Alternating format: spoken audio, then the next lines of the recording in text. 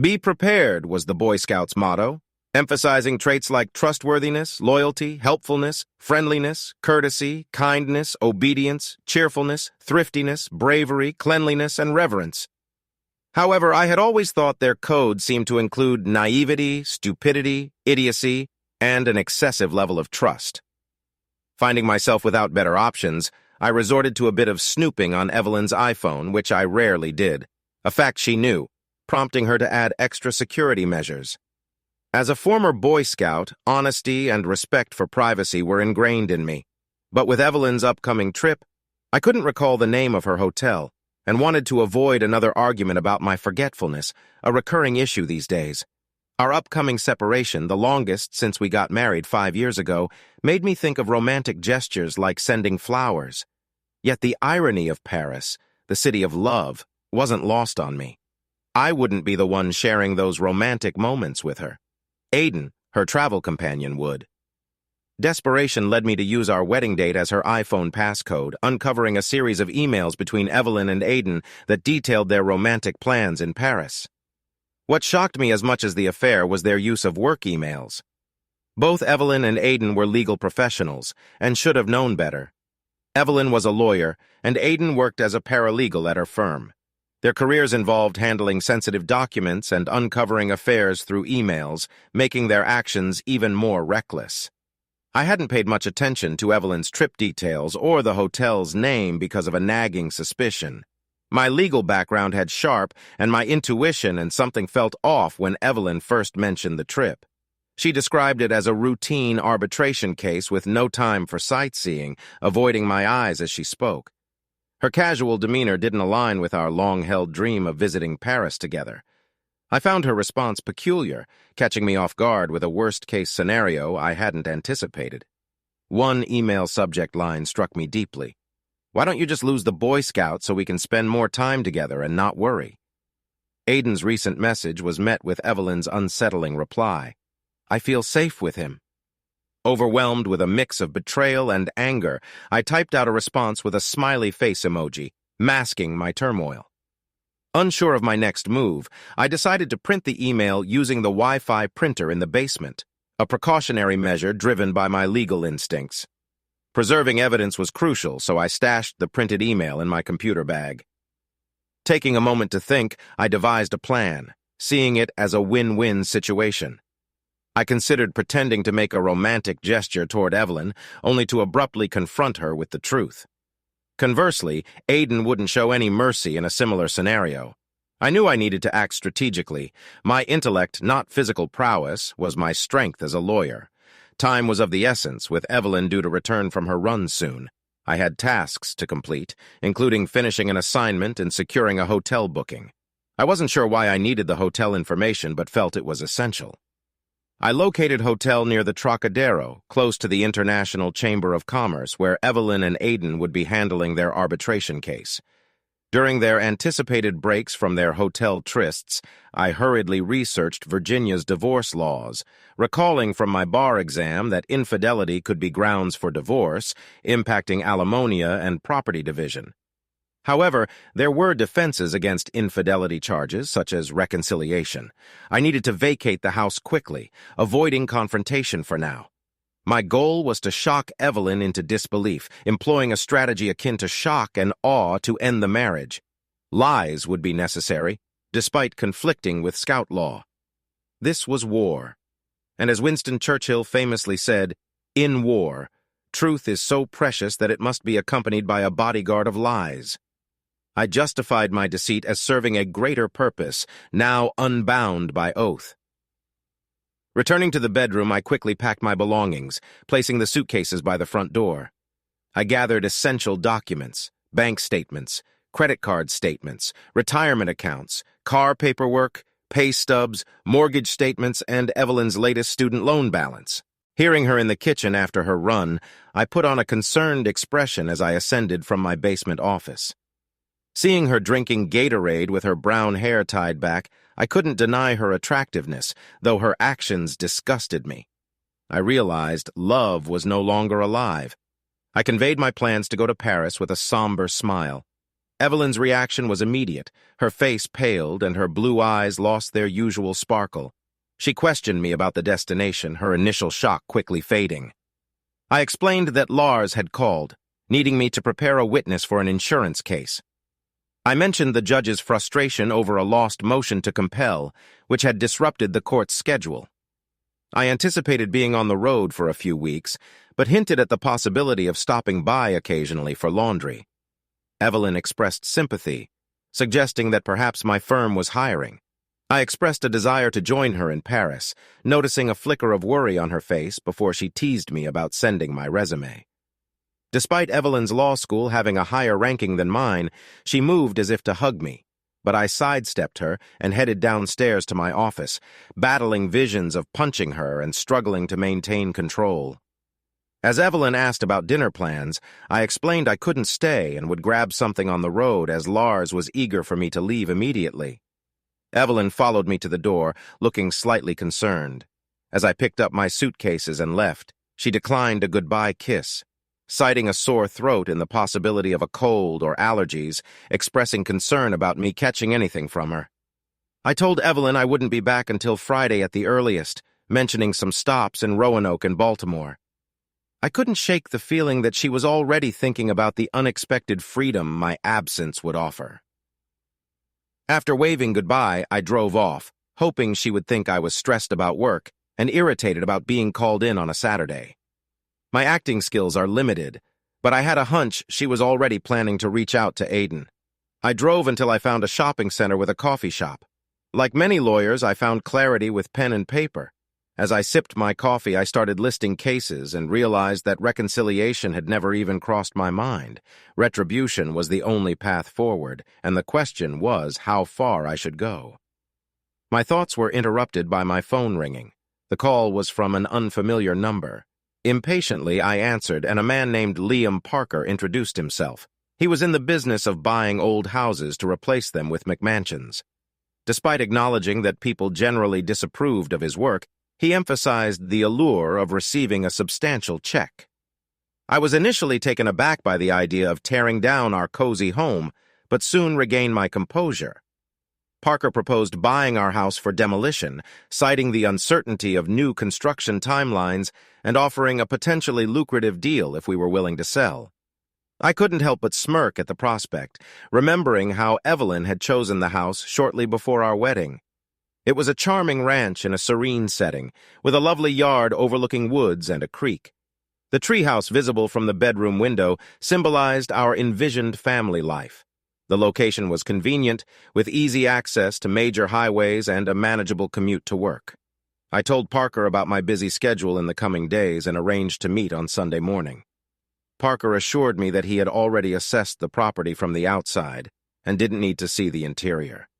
Reflecting on the Boy Scouts' ideals, rooted in military scouting and emphasizing skills like stealth and self-reliance, I realized Evelyn had unknowingly walked into a trap, reminiscent of a military ambush.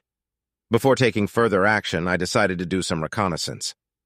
With my plan in mind, I deliberately knocked over my empty coffee cup and stepped out to my car for privacy. I dialed a number on my cell phone and waited for a response. Eventually, I connected with Lemuel Gray, a former private investigator I had worked with during my time as a corporate lawyer. Lemuel had often assisted with pro bono legal cases, reflecting my commitment to public service. I recounted the urgent favor I needed, explaining the situation involving my wife and another man. Lemuel expressed disbelief at Evelyn's audacity and offered to handle the matter himself as a token of gratitude for my past assistance in a high-profile divorce case. I thanked Lemuel and provided details about the house and the backyard, mentioning its direct access to the bedroom where Evelyn practiced martial arts with the curtains open. I suggested that Lemuel could use it for surveillance purposes, accessible by traversing the woods and leaping over the creek after dark. I also mentioned my plan to set up a camera outside, aimed at the front of the house to monitor activities. After finalizing arrangements with Lemuel, I contacted Jack, a lawyer I intended to hire for my divorce proceedings. Despite Jack's initial confusion about the purpose of my call, I clarified that I needed legal representation, due to my wife's infidelity. After I briefed him on the situation, Jack suggested meeting the next day to start working on the case. He acknowledged the need to gather clear evidence of infidelity and navigate the complexities of the financial settlement, given Evelyn's resources and support from her colleagues. I assured Jack that I would handle the situation, expressing confidence in resolving it amicably. My next call was to discuss potential retaliation. I told him I wasn't planning to retaliate, opting for a wait-and-see approach. For my final call, I reached out to Olivia, choosing my words carefully. After a moment of silence, Olivia was pleased to hear from me after so long. I explained Evelyn's recent behavior, and Olivia revealed that Evelyn's actions had driven a wedge between them, but she was willing to help me as a friend. I then shared my plan with her. After a brief pause, Olivia laughed, amused by the situation. She agreed to help me, acknowledging my ability to make her laugh. I thanked Olivia, promising to treat her and her partner to dinner once things settled down. Olivia accepted the invitation, confirming it as a date. Needing some privacy to strategize, I found lodging at an extended stay hotel outside Fairfax's Beltway, far from our usual spots. Once settled, I ventured out for some food. Although I wasn't hungry, I knew I needed to eat to balance the drinks I planned to have. The nearby restaurant would do, despite the complimentary chips and cheese likely causing some discomfort. Seated in a booth, I noticed the bartender's gaze but dismissed it, too preoccupied with my thoughts. The pupa suz on the menu hinted at the restaurant's Central American influence masquerading as Mexican. Unfazed, I ordered tequila, bracing myself for a brutal hangover. The next day, part of the ordeal was facing the waitress who returned with top-shelf tequila and a glass. She gestured toward the bartender, who acknowledged me by pouring himself a generous serving. I recognized him from Santiago's legal proceedings, always sitting alone in the back, quietly taking notes and drinking tequila. After clearing my plate, I wandered to the break room, feeling like the surroundings were swaying like a ship. When I returned to my booth, the bartender had taken a seat opposite me. He greeted me warmly and thanked me for helping his cousin escape an abusive marriage. I tried to downplay my involvement, but he continued, mentioning that the abusive husband had been severely injured in jail, potentially facing permanent damage. A chill ran down my spine as he relayed this information with a slight smile. I admitted I hadn't been aware of the extent of the injuries. The bartender nonchalantly remarked that it was old news. Curious about why I was alone on a Saturday night, he inquired about my wife. I realized he must have seen Evelyn and me at a hearing once, followed by a kiss.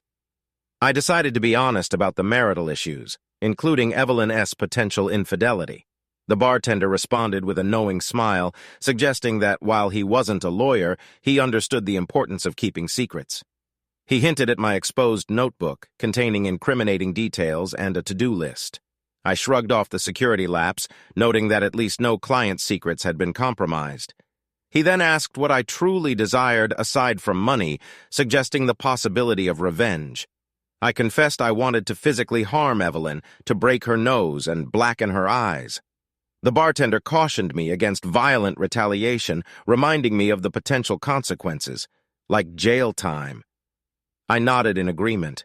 Acknowledging my past assistance to his cousin, the bartender insisted on repaying the debt.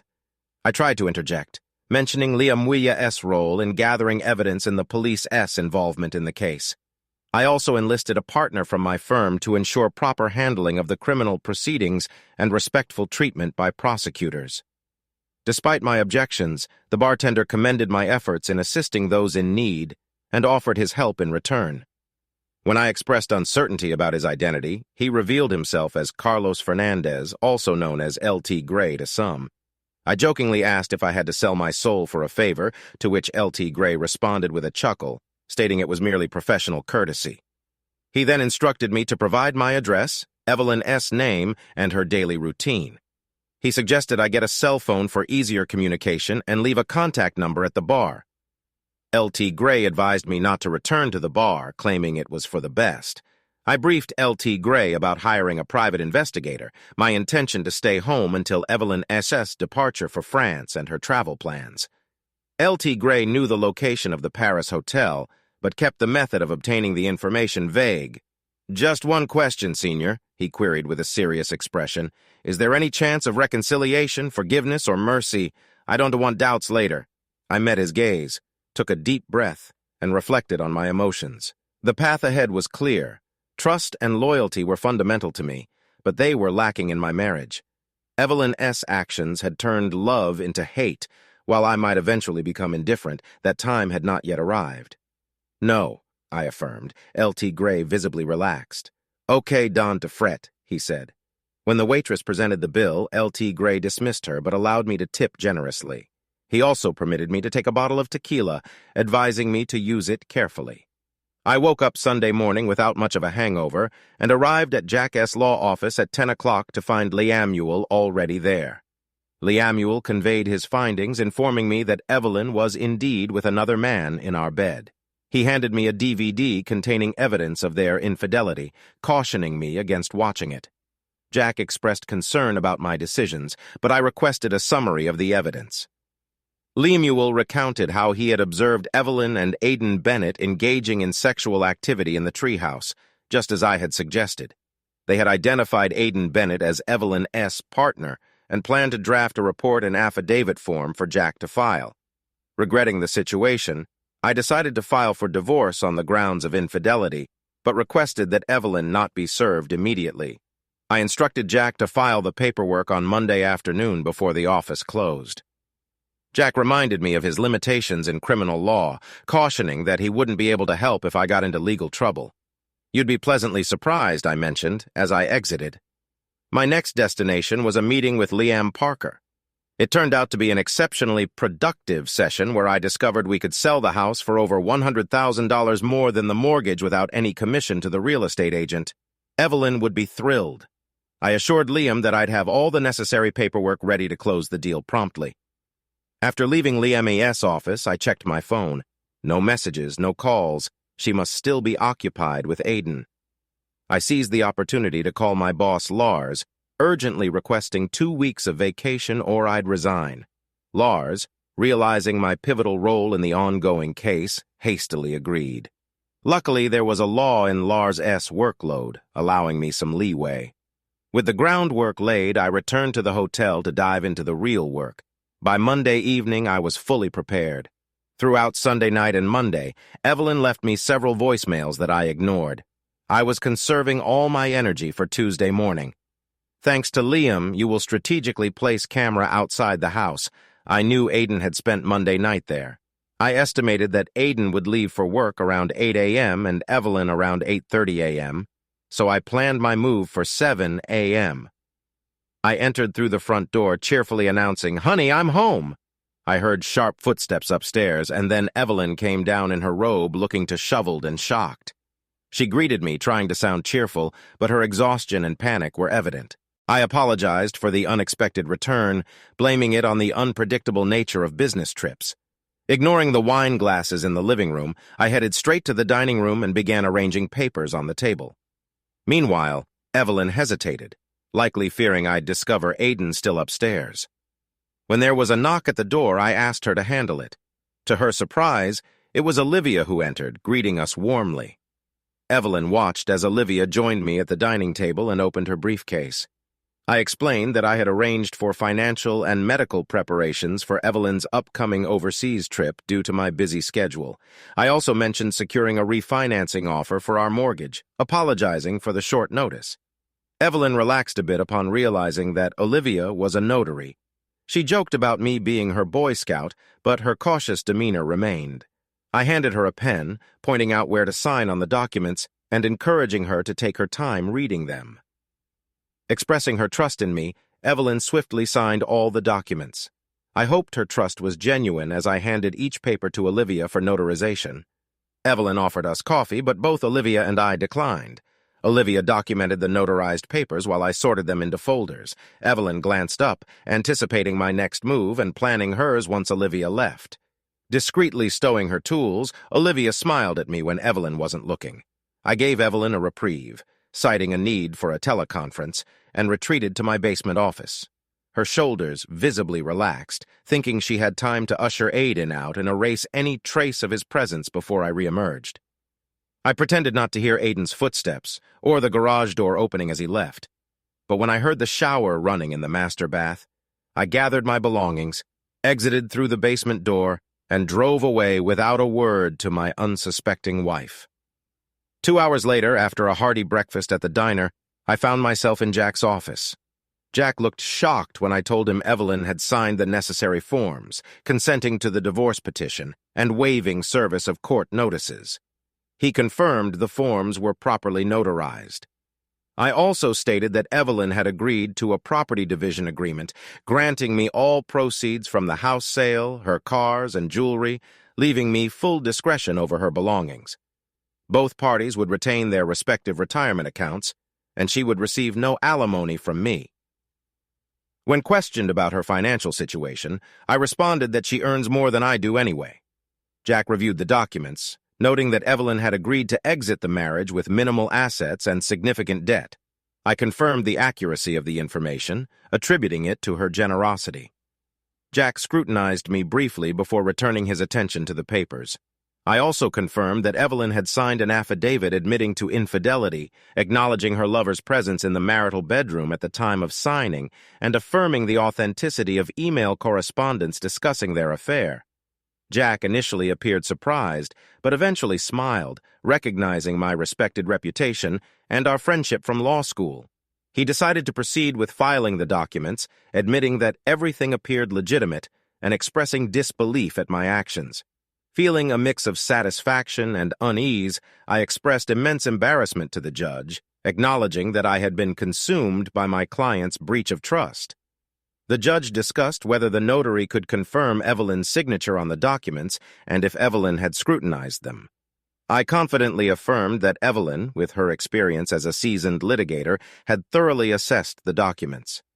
Jack indicated that he would file all the necessary documents that day, including Lamiel's affidavit and report, along with photos and a DVD. He mentioned his intention to keep the DVD out of the electronic file for the time being to avoid making headlines. I agreed, emphasizing the importance of keeping things quiet, especially with Evelyn's impending departure for Paris in just over 2 weeks. Jack asked if I knew anyone at the county courthouse, mentioning Noah, a classmate from the following year, who was now clerking there to boost his resume. Jack suggested that Noah might expedite the legal process, but cautioned that if the judge demanded live testimony, the case could collapse. He noted that Evelyn would need to decide whether to contest fraud on the court once she understood the situation. Jack mentioned that if things soured, he might have to part ways with my representation. I acknowledged Jack's points and agreed to discuss the matter further, but not at that moment. Lamiel couldn't determine if they met elsewhere during the week or at the office, but it wasn't at home. He promised to update me if anything changed. I made some discreet moves while Evelyn was away, returning to the house to collect necessary financial documents and signing a contract to sell the house to Liam Parker, with the closing scheduled for Evelyn's first week in France. During this period, I threw myself into self-care, hitting the gym, indulging in leisurely reading, and reflecting on my life as I neared 30. Liamule updated me on Saturday that Evelyn was back with Aiden at the house. I thanked him, feeling indifferent. Once the house was sold, I'd rather burn the sheets than keep them. By then, I had watched the video Liamule had given me. Aiden, a few years younger, was a gym fanatic, constantly admiring himself in the mirror post-workout. Apart from his chiseled physique, he was unremarkable. I was fit, but didn't have the sculpted body Evelyn seemed to crave. I had no interest in such superficiality. Soon enough, Evelyn left for Paris. A private investigator tracked her to the airport, confirming her departure. With her gone, I cleared out her belongings, packed what I wanted, and had movers transport everything to storage. Thanks to Liam Parker's selling skills, I quickly sold the furniture. When the house was finally empty, I did one last sweep before my final task. I gathered the wedding photos, the album, and Evelyn's gown, carrying them to the patio fire pit beneath the treehouse. I arranged the photos and album on the embers, doused the dress with lighter fluid, and struck a match. Watching everything burn, I felt a twisted sense of satisfaction as each photo disintegrated in the flames. The next day, I finalized the sale of our home, using Evelyn's power of attorney to sign on her behalf. I deposited the proceeds from the house sale into my personal account and closed our joint accounts. A few days later, during Evelyn's first week in France, a construction crew demolished the house. They cleared the rubble and started preparing the site for a new build. Unfortunately, the tree supporting the treehouse had to be removed to make way for a planned gazebo. However, construction halted due to a permit issue, leaving only a bare plot. A friend from law school working in the county permit office and I were optimistic the matter would be resolved before Evelyn returned from France, pending proper form approvals. During this time, I avoided all communication attempts from Evelyn, offering vague responses to inquiries. El Tigre informed me of Evelyn and Aiden's apparent stress, hinting that Evelyn might suspect something was wrong. When asked about Evelyn's rings, I declined, and El Tigre suggested another potential recipient. I agreed without hesitation. 2 days before Evelyn's expected return, I received the divorce decree unexpectedly swiftly from Jack's office. As I was leaving, El Tigre called, advising me to take a public vacation. Following his advice, I headed to New York, reconnecting with college friends and enjoying various activities, mostly funded by credit cards. I ensured the hotel staff recognized me through generous tipping. While there, I mailed a DVD to Evelyn's parents' house, showing me burning her wedding dress and album. Late one Sunday night, after enjoying coffee and cake in Little Italy, Manhattan, my phone rang. It was my father-in-law. "Alex, where are you?" "Evelyn's in the hospital. She's losing it. What happened?" I asked. My curiosity piqued. She came back from a business trip on Friday, but she and a colleague were kidnapped at the airport. They only escaped this morning. Her colleague was nearly beaten to death, and Evelyn, his voice trembled. "What happened to Evelyn?" I pressed. When she woke up, she was covered in tattoos, horrible things calling her a trumpet and a loose woman. Then some masked guy came in, punched her, breaking her nose, and gave her 2 black eyes. I felt a twisted sense of satisfaction. It was the perfect twist of fate. I would have been content if Evelyn had just realized I had betrayed her in court, as she had betrayed me in marriage. But this was a delightful surprise. It would be worth an immortal soul if I could give it away. "I'm sorry to hear that," I said, informing him that I was out of town and asking what I should do about Evelyn's situation. He expressed surprise, reminding me that Evelyn was my wife. I then revealed that we were divorced as of last week and accused Evelyn of cheating on me with the man she was traveling with. Despite the cruelty in my tone, I offered to send him a copy of the video as evidence. There was silence, and I speculated if he was in shock. Eventually, he declared they were done with Evelyn, saying I would have to take care of her. After some shouting, he hung up, leaving me to ponder our strained relationship. City life had become too stressful. I sent Lars an email telling him in the firm to go to hell, respectfully. I got myself new hiking and camping gear. Evelyn never liked camping, so this was my chance to reconnect with my scouting past. The hotel was accommodating, agreeing to hold my luggage for a while for a reasonable fee. Soon I was on my way to the Adirondack Mountains to commune with nature until things calmed down. Luckily, I had my passport with me in case I had time to travel to Canada, which I did. For most of the next 8 weeks, I turned my phone off. At first, I thought some crazy woman had stolen my ex-wife's phone because there were dozens, if not hundreds, of messages filled with frantic screaming and crying. I only listened to 1 or 2 before deleting the rest. There were also lots of crazy emails. When I first saw her account, I thought it had to be hacked. Who could have the patience to read through all that? I just hoped that this crazy woman would get the help she clearly needed. Fast forward 8 weeks, and I was having drinks with Leamuel and Jack. Jack dropped a bombshell saying he had cut ties with our attorney after sending me the divorce papers through registered mail. I had to confess, I hadn't even checked my mail yet. Jack saw it as a serious issue, and Leamuel called it a complete disaster. Jack suggested that Leamuel and I start tackling the issue on Monday morning. Mrs. Thompson and her parents had gone to the old homestead. They didn't remove the security camera in time. When she saw the empty lot, she lost it, collapsing to her knees, sobbing and curling into a fetal position. Her tantrum escalated, kicking and screaming like a child throwing a fit at a mall. When the equipment crew showed up, she blew up again. The third meltdown happened when the construction workers saw the tattoos on her face and burst out laughing.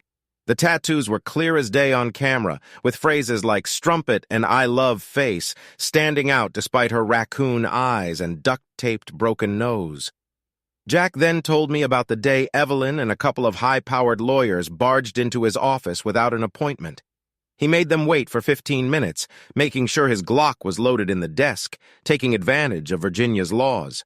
When their wait was over, they started bombarding him with talk of emergency motions, bar complaints, and contempt proceedings.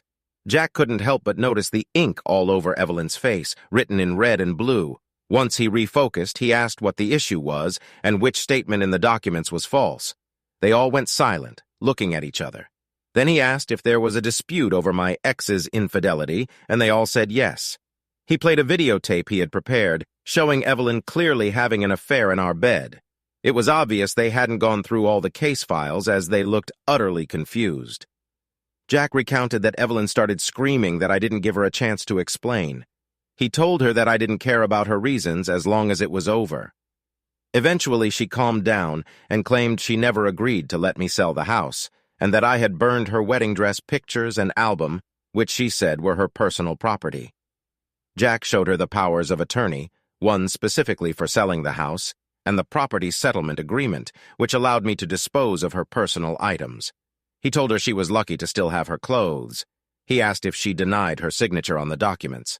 She admitted she didn't, but claimed she never agreed to the terms. Jack then questioned if her defense was that she didn't read what she signed and asked her to imagine how cross-examination would go in court. She went silent. He pointed to an affidavit she signed, admitting her lover was upstairs when she signed, and asked if that was true. She fainted. Despite his efforts to revive her, he had to call emergency services. She refused to go to the hospital, yelling about tattoos and her boyfriend being attacked. Jack reassured her that as far as he knew, I had nothing to do with it, and that I was out of town. He mentioned that Aiden might have angered someone else's husband by sleeping with her, or another woman who thought Evelyn was attacking Aiden. He informed me that he had told them they could discuss any criminal case with the Fairfax police, and expressed regret for missing the confrontation. Jack said things were getting better and that they were discussing filing a motion for reconsideration when he got an anonymous email with links to videos of Evelyn and Aiden in my bed, fooling around in front of the Eiffel Tower. The email threatened to send the tapes to everyone Evelyn knew, claiming I was unaware and unable to stop it. They claimed to be friends I had helped, offering protection, but threatening to expose the tapes unless Evelyn backed off. I told Jack I knew nothing about this. Jack said after that revelation they left without further contact and nothing happened at the courthouse. He then recounted Liam Newell's encounter with the police, saying detectives approached them for copies of the tape and the report but lost interest. Neither Evelyn nor Aiden could remember what happened, just that they took a cab from the airport and Aiden ended up hospitalized.